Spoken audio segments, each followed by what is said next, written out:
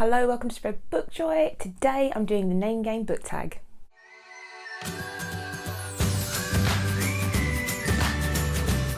If you're new to the channel, I'm Jack, and if you're not new, welcome back to my channel. Today I'm doing a wonderful fun tag. I was tagged by Ariel from Reading and Whatnot, and I tried to look for the original name game book tag video, but it's been deleted. The video is about 8 years old, so it's been deleted, but the channel is still there. The channel was Kimberly's Book Nook, an Australian booktuber, and she created the tag in around 2013, is what I can gather from the videos that are still referencing her. But yeah, it's a really fun tag. So I was tagged by Ariel from Reading and Whatnot, as I've mentioned, and I will link her video in the description box below, but really, you please do check out her channel. She is one of the nicest and funniest booktubers, and she deserves far more followers, so please go and subscribe to her straight away. She reviews really interesting books. She doesn't tend to read just like sort of the books that everyone's reading, the books that are popular out there. She goes and borrows a lot of her books from the library, which I love because I do quite a lot of that as well, and she recommends really interesting books. I've actually had a couple of recommendations from her that I've purchased or at least read, because one of them was a free online book, which I've mentioned in a previous video. But do go and check her out. She's funny, she's got great recommendations, and yeah, she deserves more followers, so go and subscribe to her, please. The object of the name game book tag is to pick a book that begins with every single letter of your name. Now, I could have picked Jack. That would have been a very short video, but I like to talk a lot. If you've been here a few times, you'll notice that I like to talk a lot. And also, it's kind of cheating, isn't it? Because my name's Jacqueline, 10 letters, and it's really irritating because they're really annoying letters like J and Q and U. E was quite annoying. Yeah, none of the really interesting letters that you can find tons and tons of recommendations for. So I started out by scouring my bookshelves, and I first thought to myself, you know what, I'm not going to include a or the. I'm going to pick the next word along from that as my starter word so that I could have more choice, which helped a little bit. Where I couldn't find anything that began with the actual letter, I thought I'll do something that is the J something. And I don't think, actually I have done it with my very first book, but I allowed myself that. But it also meant that I couldn't have a something for the letter A. I had to have something that began with A, so, or the A something. So I don't know if I'm making it sense, but I made myself these ridiculous rules. I've imposed them on myself. And the other rule that I had was I didn't want to talk about books I've already talked about on this channel. It had to be books I've read, because I don't want to do recommendations for books that I have yet to read, even though I think there are some out there that are fabulous, and I've had some TBR books on my list that I was just like, oh, I'd love to talk about this, but I haven't read it, so I shouldn't really be talking about it. So those are my rules. I had to have read it, and it couldn't have been a book I've talked about on the channel already. My first book is The Joy Luck Club by Amy Tan, a very well-known book, but it's an old book now. I say old, I don't know how old it actually is, let me just check. God, it's older than I thought. It was published in 1989, so it's older than I thought. I first read it when I was about 18 or 19, and I love this story. If you're not familiar with it, there is a film as well. The film is okay, but the book is really good. It tells the story of 4 Chinese women who emigrated to America, and they have their daughters over there, and their daughters are born in America, so they're sort of first generation. Is it first? I don't know, is it first or second generation when you're born in the country your parents aren't from? But they're Chinese American, and it's the story of their relationships with each other as friends, the women, and their relationships with their daughters. It's told from all of their different perspectives, and we get to have a real insight into the hopes and dreams that these women had for their girls, and then the pressures that these girls feel to live up to these expectations, and how that culturally they are so poles apart from each other, having been both generations being raised in different countries with different cultural identities, I suppose. That, you know, whilst the Chinese American girls are Chinese, they are also American. So it's trying to reconcile those different parts of their identity and trying to understand each other. And yeah, it's just a brilliant book. It's not a very long book. I'd highly recommend it. It's not my favourite Amy Tan book. My favourite Amy Tan book is The Kitchen God's Wife, which I would have done for Jack, because K at the end of Jack that I always put because I spell it like a boy. But yeah, Joy Luck Club by Amy Tan is great. And you can see it was well loved by me because all the cracks on the spine. I haven't read it in a long time. Probably makes some people very upset to see that, but I just feel like it's well loved. Next up, I chose Annihilation by Jeff Vandermeer. If you're not familiar with Jeff Vandermeer, he writes fantasy, speculative fiction. He's also written a really fantastic non-fiction book about writing fantasy and speculative fiction, which is really great. But this is the first book in his Southern Reach trilogy, and it's kind of sci-fi horror. In these covers, I love the covers, and I love the set of covers that come on the trilogy. So if you just look on the back there, those are the next two books. And you can see on the front we've got an X because the Annihilation's all about the scene of a strange environmental weird disaster area called Area X, and it's a no-go zone, and the government or some sort of government agency, we don't really know, it's all very mysterious, sending groups of scientists and other experts into this area to investigate it, and all the teams have either disappeared or something has happened to them. And so we're joining, I think it's the 12th team. Yeah, the 12th expedition. They're sending 4 women in, and you don't get the women's names. They go into Area X. We start the story not knowing much about any of it. It's a very mysterious area, but you're not given much detail about what's happened there. We find out little clues and snippets of things that may have happened to the previous expedition teams. It's really unsettling and strange and creepy, and I really enjoyed it. And I'm really annoyed that I haven't read the rest of the trilogy, and I haven't watched the film yet because I'd rather read the rest of the trilogy before I watch the film. I think the film is the whole trilogy because it all wraps up, whereas this doesn't wrap up. But it's one of the most unsettling things I've read in a long time. Next up is Captain Corelli's Mandolin. I probably don't need to say very much about this book, but I love it. I love this book. I haven't read it in, God, a dozen years more, but I loved this book so much when I was younger, and I pressed it on absolutely everybody to read, and everybody that read it adored it. Don't judge it by the Nicolas Cage film. The Nicolas Cage film is a travesty and should never be seen by anyone who ever, don't watch it. Just don't watch it. It's set on the Greek island of Kefalonia during the Second World War when the Germans and Italians were occupying Greece, and it's a love story and a tragedy. It's a war story. It's just brilliant. Initially, the style of writing, I think a lot of people get put off by. I found the first 100 pages or so when I was younger really hard to get through, but it is worth persevering with it. It's a story that it's just a gut punch. It really made me cry, and the film changed the ending. So don't go by the film. 1, for the terrible accents that were in it. It was like an episode of LOLO, and 2, because it was just, you can't convey what's going on. Brilliant, brilliant book, and I highly recommend you read it. And if you do ever read it, do let me know what you think, because it's kind of fallen out of fashion. It was such a big bestseller back when I worked in Waterstones in the mid to late 90s. And yeah, it's kind of dropped off the radar, and the film didn't do it any favours. Queenie by Candace Carty-Williams is my choice for Q. I read this last year, and it's a contemporary novel all about a young black woman in London, Queenie, who's just lurching from one disastrous relationship or sexual encounter from from the other, and she starts to have a breakdown. So it was a lot darker than I expected it to be, marketed with this like bright pink cover, and it's on the back they kind of say it's like a darkly comic and bitingly subversive take on life, love, race and family. Yeah, I would agree with that, but the comic part, I don't think it was actually, I thought it was more serious than comic, and that's why it kind of wasn't what I expected, but I still really enjoyed it.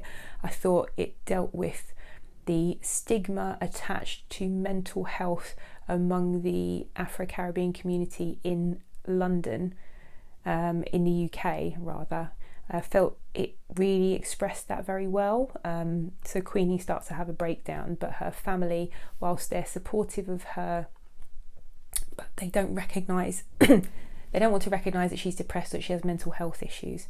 So it was a really interesting read, and how her blackness is fetishised by white men and it was just a really eye-opening, really interesting, really entertaining book. For you, I've chose Utopia for Realists and How We Can Get There. It's a really accessible political science or economics book by Rutger Bregman, and it's all about how we could be implementing things like universal basic income, working in cooperatives, and all sorts of things that could make our society and economy and lives much better, much more equitable, much fairer. And yeah, I just thought it's a fascinating book, especially if you're like me, you have a little bit of political knowledge but not a lot. So I really enjoyed this book.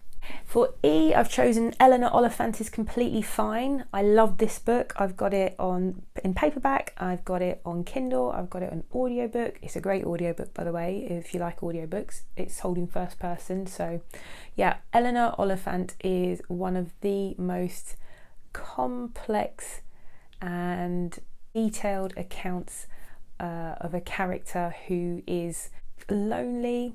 She's mentally unwell, she suffers from PTSD, she has lots of quirks because of her history. She lives on her own and she goes to work, and then she comes home, and every weekend she drinks like a bottle of vodka to herself. I don't want to say anything more because of spoilers, but I loved Eleanor. I love spending time with her, though she's sort of socially, she has no friends. She's not used to being in company. She's not used to people being nice to her. I think she's also very direct. And she's like the sort of person that I think we've all met people with similar traits to Eleanor, and we might all have similar traits in some ways ourselves. So it's a funny book. So it sounds like it's a really depressing book, and it is really serious, but it's really well written and comic, and there are some wonderful situations. Eleanor ends up getting into all these situations and having to deal with people, and then she ends up building and forming relationships. It's really, really good. I can't recommend it highly enough. So for L, I've chosen a beautiful, beautiful children's book called The Legend of Sally Jones by Jakob Wegelius. The Murderer's Ape, which is the first book, this is the prequel where we learn about the gorilla Sally Jones, who is the murderer's ape of the original title, where she came from and her backstory. She's one of the best characters, and that is one of the best middle grade, or just indeed books I'd read in the last few years. It's just a wonderful adventure mystery with the main protagonist is a mountain gorilla and it's set in Lisbon in Portugal. But Sally Jones is an ape who crews a merchant ship, a cargo ship. Her and her friend the chief, they crew this ship all around the world, taking cargo here, there and everywhere, and she's like the ship's engineer, and she has to clear him of murder because he's been accused of murder in the first book. But we never know where she's come from, and in the book she's like, I just don't remember where I come from, and she found me in this marketplace and he freed me. And this is where we find out her origin story. So I'm not going to sort of do spoilers, but I just want you to have a little look at this. I mean, look how beautiful. Jakob Wegelius is the illustrator as well as the writer, and I absolutely love this book so much. Look at these pictures. They're just so wonderful. So it's kind of a graphic novel, but kind of not. It's a picture book really, I suppose. But it's like this absolutely beautiful, lovely full colour illustration book, and all about one of my favourite characters. And yeah, just look at it. Gorgeous. So we've also chosen a picture book for I Go Quiet by David Ouimet, or Ouimet, I'm not sure, but one of the most amazing illustrators, one of the most brilliant books I've read in a long, long time. It's a beautiful picture book. So it manages to capture that painful awkwardness that some of us feel when trying to fit into the world. You just feel a little bit out of sync with everybody else. It like captures that otherness that you feel if you're an introverted child or adult, but it kind of offers you hope that it's not always going to be that way. So the girl in the story, she finds solace in books, and that has that rich inner world. So whilst everything going on around her is awkward and difficult, she's got this rich inner world that she finds in books. And she says at the very end that she's going to one day build these worlds of her own, and she's like mining these books for all these words and these ideas, and one day she'll build rich worlds of her own, which I thought was just so poetic, so poignant. I just love this book, and I'm going to just show you some of the pages from it. So just take a look at this illustration. Look at the detail in here. So this is the girl and she's on her way to school. When I speak, I'm not understood, so I go quiet. And she's going into school, and if you look, she's got the mask on her of a mouse, and that's what's on her back. And when she goes into school, she says, when I walk into a room, I hear whispers. And this brought back so many memories for me of horrible times in school when I was at secondary school, because yeah, I didn't enjoy secondary school at all.